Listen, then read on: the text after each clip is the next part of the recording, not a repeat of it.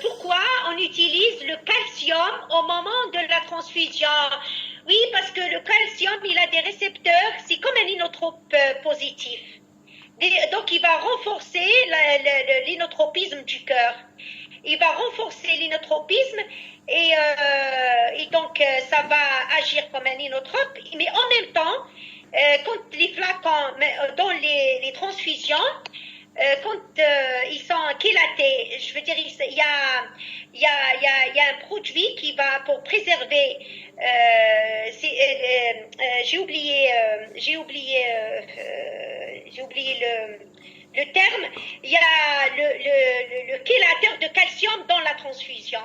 Il y a un chélateur, ça veut dire il n'y a plus de calcium, il va inhiber, il va enlever tout le calcium qui existe. Donc, je dois avoir du calcium, je dois donner un peu de calcium. Premièrement, pour l'effet cardiaque. Deuxièmement, parce qu'au niveau des transfusions, il y a un chélateur dans les poches vides, il y a un chélateur de calcium. Citrate peut être réduite, ce qui peut conduire à une intoxication par citrate et l'hypocalcémie. Oui, c'est ça. C'est ça, hein, ils ont répondu, voilà. Pourquoi on utilise le calcium? C'est bon. Lors d'une transfusion, le citrate se lie au calcium et au magnésium circulant dans le sang. Dans le contexte, c'est le citrate. Voilà. Donc, il va se lier. Donc, on n'aura plus de calcium. Et donc, il faut donner du calcium parce qu'il n'y a plus. Et en même temps, le calcium, il a un effet inotrope positif. D'accord, il va me renforcer l'activité cardiaque. Le citrate peut être réduit, ce qui peut conduire à une intoxication au citrate et à l'hypocalcémie. Oui, d'accord. Encore répond. J'avais assisté à un cas comme celui-ci, mais malheureusement, il est décédé. Oui, vous savez, par CIVD. Très bien, très bien, très bien. Vous savez pourquoi j'ai parlé de plaquettes tout à l'heure? Même elles sont à 130 000. Elles sont à la limite inférieure. On peut dire diminuer, mais pas vraiment. Mais pourquoi j'ai parlé de plaquettes? Et pourquoi j'ai parlé commencer le plasma pré-congelé le plus tôt possible? Bien sûr, 28%, je dois commencer. Mais pourquoi anticiper? Je veux dire, avant de le faire rentrer au bloc ce malade, j'anticipe. Je commence le plus tôt possible parce que je dois avoir un groupage. Des fois, j'ai pas le groupage à temps. Je commence par transfuser par le ONEG, mais entre-temps, j'aurai le groupage. Quand j'aurai le groupage, je vais commander les autres, ce que je peux commander comme PFC et plaquettes. Pourquoi? Parce que je vais anticiper la CIVD. La CIVD, la définition, c'est quoi? C'est un TP bas, plaquette basse. C'est un TP bas, plaquette basse. D'accord? Fibrinogène bas. D'accord? Donc, si le malade continue à saigner, je dois aller chercher même le fibrinogène.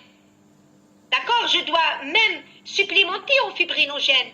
Je dois supplémenter en facteur de coagulation et je dois supplémenter en plaquettes pour ne pas aboutir à la CIVD. Avant, je veux dire, j'anticipe. Je commence à donner avant le bloc opératoire pour ne pas tomber dans le cercle vicieux. Parce que c'est un cercle vicieux. L'hémorragie, c'est un cercle vicieux. D'accord? Une fois la fibrinolyse commence, coag, fibrinolyse. C'est quoi la CIVD? Il y a les il y a la coag qui se fait et la fibrinolyse qui va dégrader le caillot. Et donc, c'est une coagulation qui est disséminée. C'est pas dans l'endroit de la fracture ou dans l'endroit de l'accident, je veux dire de la brèche. C'est la coagulation va être partout dans le corps. Et donc c'est un cercle vicieux et il y aura la détresse multiviscérale. C'est pour ça ce genre de malade, il faut aller le préparer, travailler avant de le mettre sur table opératoire. C'est comme un bloc opératoire avant le bloc. Je travaille avec lui, hein, je travaille le maximum, j'essaye de corriger ce que je peux corriger avant de le mettre sur table opératoire pour minimiser les complications liées à la CIVD, liées à la rhabdomyolyse, liées des complications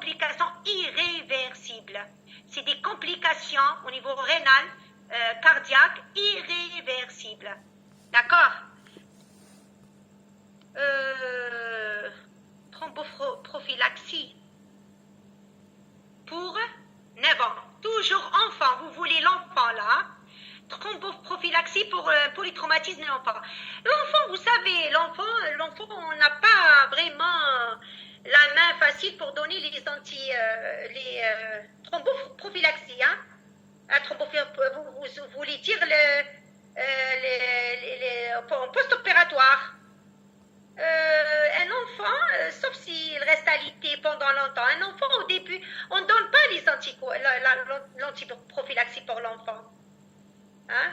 Surtout parce que le malade, le patient, il est en TP bas. D'accord? Quelque part, il n'a plus de facteur de coagulation, les plaquettes, elles sont basses. Ça veut dire que c'est un malade qui a un sang qui est trop fluide. D'accord? Donc, il est quelque part, les premiers jours, on doit au contraire corriger la coagulopathie, la CVD et la coagulopathie. D'accord? Et ça reste enfant, c'est un sujet à part. D'accord? Bonjour maître, des différentes positions en chirurgie traumatologique posent beaucoup de problèmes. Quelles sont les recommandations pour éviter avec nos chers chirurgiens? Merci. Vous savez, moi j'ai pas une réponse exacte sur ça. Mais on va essayer de trouver une position qui gêne pas le traumatisme et qui va nous laisser travailler, nous les réanimateurs anesthésistes, qui va nous laisser en post-op travailler. En père opératoire, on trouve toujours une solution. Par rapport au matériel, comment la disposition qu'on peut ménager le bloc de la façon à ne pas gêner les chirurgiens dans leur travail. Et donc on peut manager parce que le chirurgien il reste, on est à la disposition du chirurgien. Vous savez, nous on est là pour mettre à l'aise le chirurgien pour qu'il fasse un bon acte opératoire. Finalement notre acte anesthésique c'est pour laisser le chirurgien travailler dans les règles de l'art. Et donc c'est à nous de trouver toujours des solutions. Les anesthésistes trouvent toujours des solutions parce que c'est l'intérêt du malade qui passe avant tout. Hein. Et l'intérêt du malade, c'est l'acte opératoire qui va se faire très bien. Donc, je dois laisser la position convenable au chirurgien pour qu'il fasse son travail dans les règles de l'art. D'accord?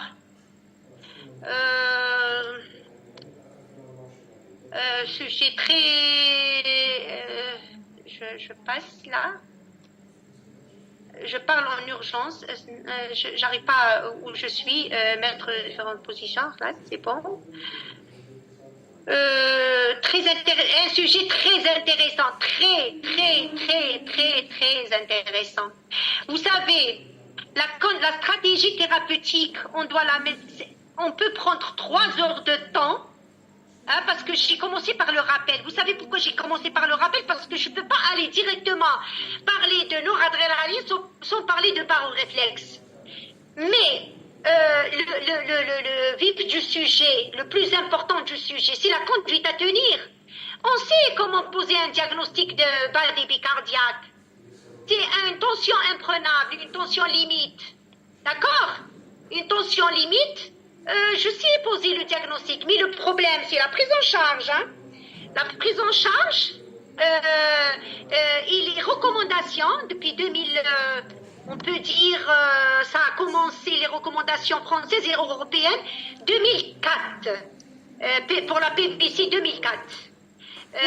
Jusqu'à 2020, les dernières recommandations sur la pression artérielle moyenne, la Surviving Sepsis Campagne 2017, elle a recommandé de monitorer la pression artérielle moyenne qui doit être aux alentours de 65. Et la moyenne, c'est la pression de perfusion du rein et du cœur et du cerveau. C'est la moyenne, d'accord? C'est la perfusion. Parce que aujourd'hui, si je dois dire un mot à la fin, je commence une introduction de fin. Si je dois dire un mot à la fin, c'est assurer la perfusion. C'est quoi la perfusion? C'est pas la pression artérielle seule. La pression, elle permet la perfusion. Mais c'est quoi la perfusion? La perfusion, c'est le sang qui tourne. C'est le sang qui tourne. Ça veut dire une volémie correcte. Ça veut dire une hémoglobine correcte. Ça veut dire je ne dois pas trop fermer. La noradrénaline, c'est pour un moment. La noradrénaline, c'est pour gagner un peu de temps. La noradrénaline pour que je puisse mettre le malade sur table opératoire. Mais primos movens en cas de bas débit cardiaque, c'est l'oxygénation des organes par l'hémoglobine, par la volémie et par le sang en général, par le sang circulant. D'accord? Donc c'est pas fermé. C'est pas fermé. C'est circuler le sang. C'est perfuser les organes. C'est pas juste une pression. C'est pas noradré, j'ai une pression à 16. Oh là, c'est bon, les organes nobles sont perfusés. Non, ils sont pas perfusés. Au contraire, ils sont fermés. D'accord?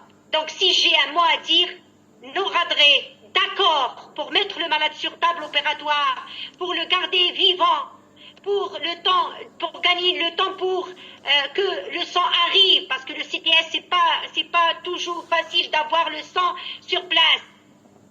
Mais gagner le temps, assurer une volémie pour le pronostic des organes nobles, pour le pronostic du rein, assurer une volémie. Le rein, il a besoin de robinet, il a besoin de volémie pour qu'il te donne une diurèse.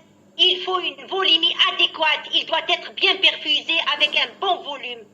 D'accord? Et le rein, c'est la fenêtre de l'hémodynamique, de la circulation sanguine. Si le rein me donne une diurèse, ça veut dire c'est bon.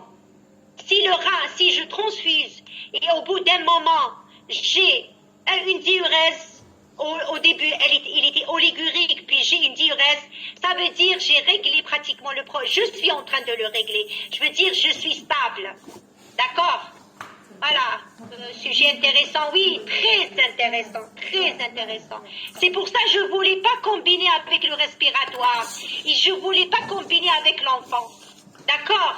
Je ne voulais pas combiner parce que si on sort et on parle d'autre chose, on ne va pas pouvoir parler de perfusion des organes qui est assurée par la pression artérielle moyenne, qui doit être aux alentours de 65 dans les recommandations de 2017 de la Surviving Sepsis Campagne.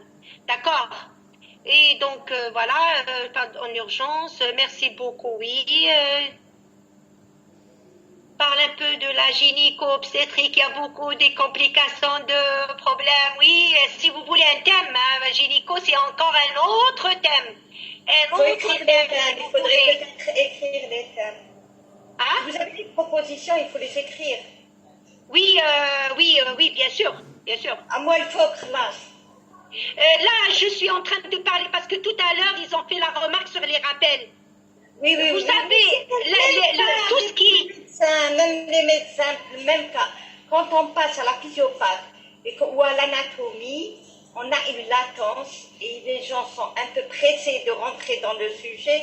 Mais la règle... Mais je suis obligée, j'ai pris 10 minutes, j'ai pris un quart d'heure. Même les médecins... J'ai pris un quart d'heure, vous savez, j'ai minimisé. Hier, j'ai passé pratiquement jusqu'à 3 heures du matin en train d'enlever. J'ai enlevé pas mal de rappels. Pourquoi? Parce que je dois parler du baroréflexe. L'anesthésie, c'est le baroréflexe. L'hypotension, c'est le baroréflexe. Je ne peux pas ne pas parler de cette nerve autonome. Dites-moi, alors il vous dit l'allergie aux produits anesthésiques. L'allergie aux produits, j'ai un cours, j'ai fait à Norwat l'année passée, l'allergie aux produits anesthésiques, j'ai fait un cours. Vous savez, j'ai fait une plaque, si vous voulez, je peux retourner à la plaque. Je vais retourner à la plaque. Non, c'est pas la peine pour ne pas gaspiller du temps. Regardez, là, les produits anesthésiques, c'est les curares. Le problème, c'est le curare. Le premier, c'est à 60%. Les travaux, ils ont fait 3 travaux entre les années 92 et 98, avant l'année 2000. C'était un travail formidable qui ont fait je veux dire, sur plusieurs blocs opératoires. Ils ont fait une enquête. Ils ont remarqué que le premier allergène, si je peux dire, le premier produit qui fait de l'allergie en père opératoire comme produit anesthésique, c'est le curare. Après, en deuxième position, 19%, donc 60% c'est les curares. Deuxième pourcent, ici la sinucurine la première, hein, on ne travaille pas avec la sinucurine. On a le latex, les gants, le chirurgien ou l'anesthésiste, ou je sais pas, il touche malade avec le gant, le malade il commence à faire un rage cutané, d'accord? Le latex.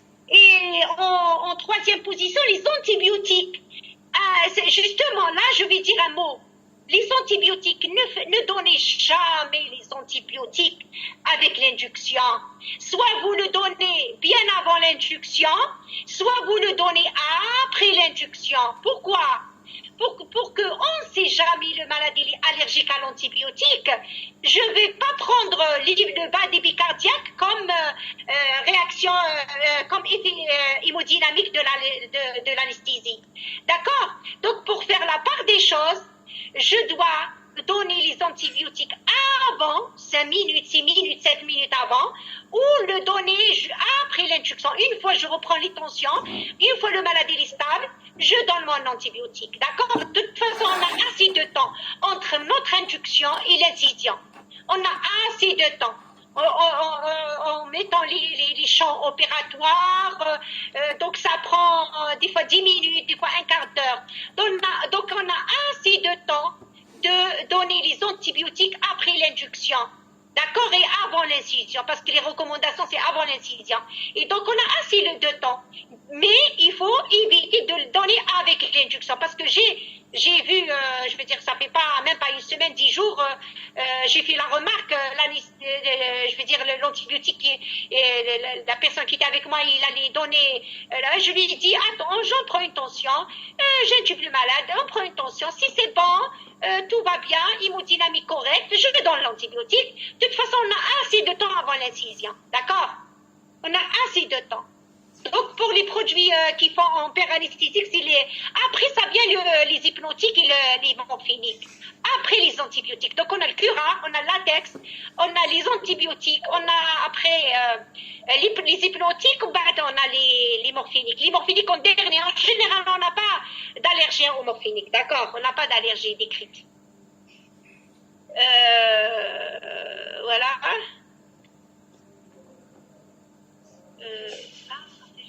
Il n'y a plus, là, je ne sais pas, est-ce que... Il n'y a plus? Il n'y a plus normalement. Il n'y a plus. J'ai fait le tour, mais maintenant la clôture, je n'ai pas terminé, hein. Je dois dire 2 mots, hein. Dites 2 mots. Un message. En même temps, معاهم ما بعد ما كي تقراي الشات انا خلاص ما تخش روحي. لا راني شوف le chat. Je me suis le chat, je me suis débrouillée. Vous savez, mon ordinateur, j'ai des soucis. L'essentiel, je me suis débrouillée. C'est bon. Il n'y a plus de questions. Là, je vais aller à la fin. 2 secondes.